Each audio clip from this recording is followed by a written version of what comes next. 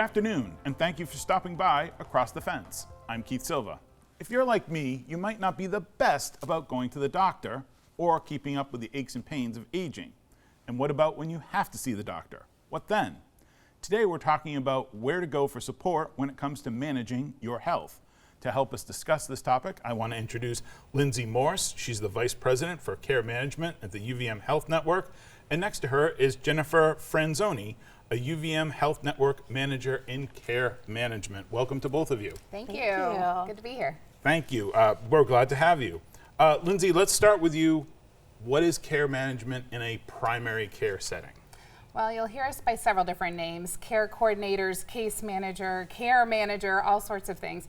Really, think of us as an extension of your primary care team. We are helpers to try to help you be as successful as you can be in managing your health care and connecting you to the resources within your community.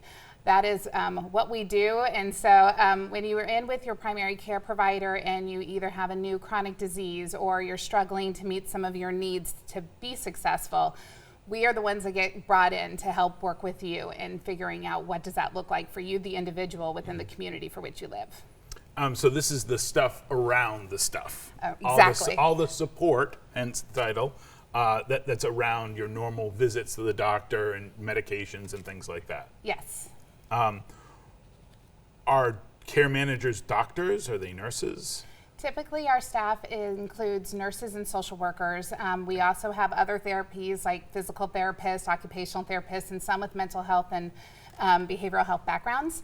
We also have extended care team members even within our teams called resource coordinators. We have health coaches. So we actually have a pool of a variety of resources to help you be successful in what that looks like to meet your individual needs. What are the roles and responsibilities of a care manager in primary care management? So really, it's to help you in setting your health goals and achieving those health goals. We also have adherence to care plans. What does that look like? So you have a recommendation from your provider or specialist, and the then what, right? And we're here to help you navigate what is the then what. Okay. And that may look in a whole different variety of ways depending on what your needs are. It might be that social worker. It might be that resource coordinator helping you complete forms or connect you with insurance and things like that to really help you be as successful as you can be.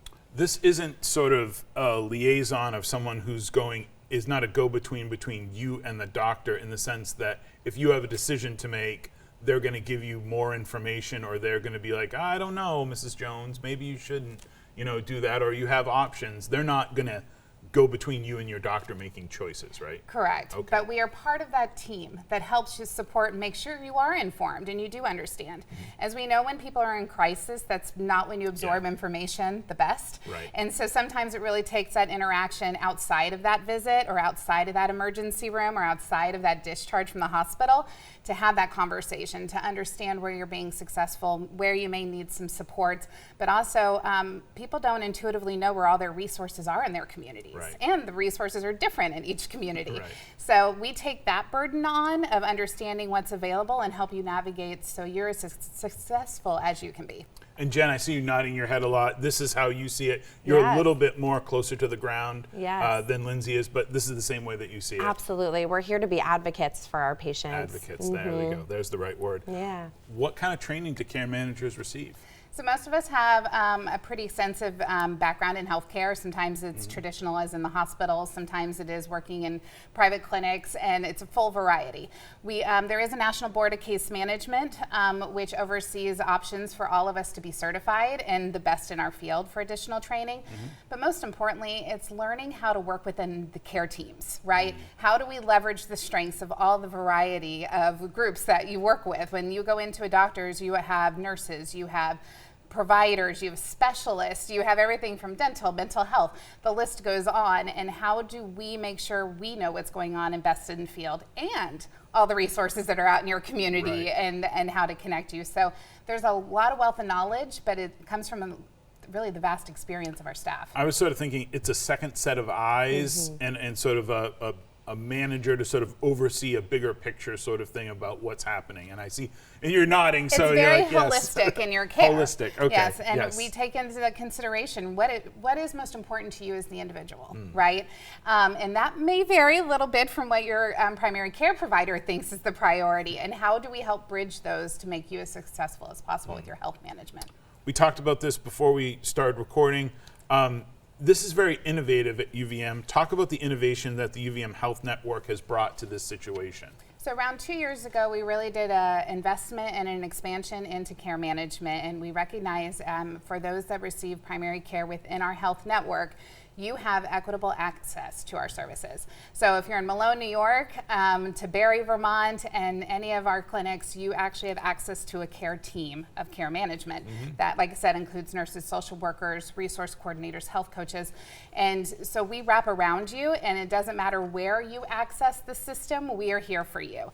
And it might not be in person at the clinic, but we are available, and we do engage, and we do meet with you wherever you are.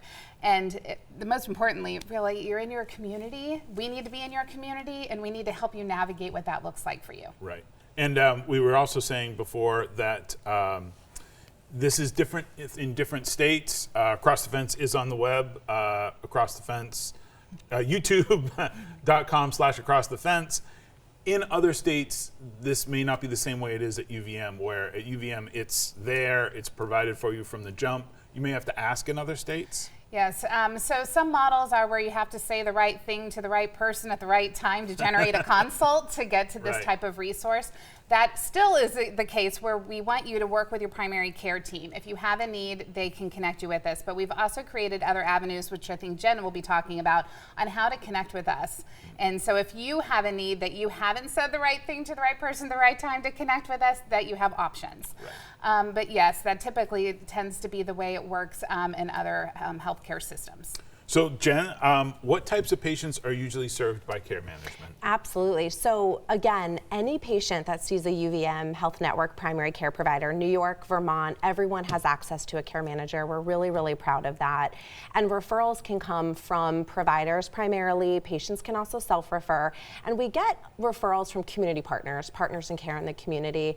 The people that I would say most benefit from care management are those that are living with chronic diseases, chronic conditions, and want support around self-managing those conditions. Okay. People that need to be connected to resources, programs, supports in the community, and people going through care transitions. And how do the programs integrate with current healthcare providers and manage care through the network? We are in the clinics. We are integrated into the care into the team at large. We say that we are a part of your care team. One really cool and important thing is the electronic medical record. It's all electronic, which makes communication between team members really smooth and really organized. And we talk to the providers all the time, every day, so that everybody's on the same page about what your care needs are, what your goals are, what your care gaps are, and how we can help. We talked about advocating before. That seems to be such a huge part of I actually set up an appointment, even though I made fun of myself earlier in the jump. I set up a physical, and the woman I was speaking to on the phone, the nurse I spoke to on the phone, said, "You got to self-advocate," and that is part of medicine today. Absolutely. Yes. Self-advocating, and this is someone to help you help self-advocate. Yes, definitely. is to do that. Things change really fast in healthcare too. Things change very, very fast. So our care managers, again, with most of us are care management certified, we really just try to stay on the pulse of what's happening so we can help guide our patients. So that's one of the benefits to this, is to have somebody so that they are aware of that. Has that been the experiences you've seen? Absolutely. There's numerous benefits to becoming involved with our care management program. Another one of which I would say is fostering these really collaborative relationships with primary care. When you have a care manager, you're getting a dedicated health advocate. We are here for you to help guide you. It increases better outcomes, better health outcomes, more wellness, self-management, empowerment, and also I would say satisfaction in your your care. I was just also thinking, how many patients are assigned? How many patients are assigned to a specific healthcare manager? So that varies Yeah. because the needs vary, right? And Sure. also the resources and locations of where they exist. We try to keep our panels reasonable in the fact that we make sure that we have enough time to collaborate and partner, because there are definitely some patients that need a very short burst of support, right? Sure. Like connection with maybe some housing resources or insurance to help cover medications, things like that. But then we have what we call longitudinal case management. So if you have a chronic disease and maybe you have many chronic diseases on top of some social determinants issues, it might be a longitudinal visit with our staff where we are actually engaging with you for a long period of time. Okay. And that's multiple times over months to try to help you be as successful as you can be in managing what's going on in your world.